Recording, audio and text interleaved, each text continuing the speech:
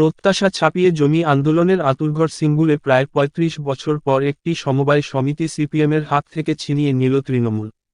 রবিবার সিঙ্গুর বিধানসভার নসিবপুর অঞ্চলের গোবিন্দপুর সমবায় সমিতির নির্বাচন ছিল। সেখানে মোট ৪৫ আসনেই সহজ জয় পেয়েছে তৃণমূল সমর্থিত প্রার্থীরা।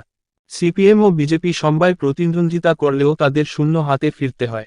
টানা ৩৫ বৎসর সিপিএমের দখলে ছিল সমবায়। এদিন ভোটের ফল প্রকাশের পরেই উচ্ছ্বসিত হয়ে মমতা বন্দ্যোপাধ্যায়ের নামে জয়ধ্বনি দিতে থাকে।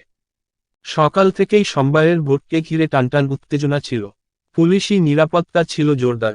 গোবিন্দপুর সমবায়ের ভোটে এবারে সব আসনে সিপিএম প্রার্থী দিয়েছিল। বিজেপি কিছু আসনে প্রার্থী দিয়েছিল। এদিন তৃণমূলের বিরাট জয়ের কৃতিত্ব সিঙ্গুরবাসীকে দিয়েছেন বিধায়ক বেচারাম মান্না। তিনি বলেন, প্রায় ৩ দশকের বেশি এই সমবায় সিপিএমের দখলে ছিল।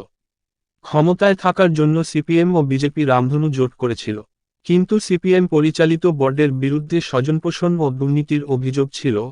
জনগণ সঠিক বিচার করেই এদিন তৃণমূলের হাতে এই বোর্ড তুলে দিল।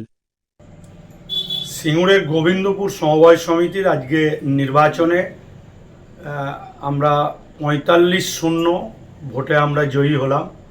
এখানে সিপিএম এবং বিজেপি রামধেনু জোট তৈরি করে তারা প্রতিদ্বন্দ্বিতা করেছিল, কিন্তু তাদের দুজনের জোটও তৃণমূল কংগ্রেসকে হারাতে পারেনি। আমরা ৩৫ বছর পর সিপিএম এবং এই বিজেপির থেকে আমরা এই ভোট আমরা ছিনিয়ে নিলাম। ধন্যবাদ জানাই গোবিন্দপুর সমবায় সমিতি সকল সমবায় সমিতির সদস্য এবং সদস্যদের।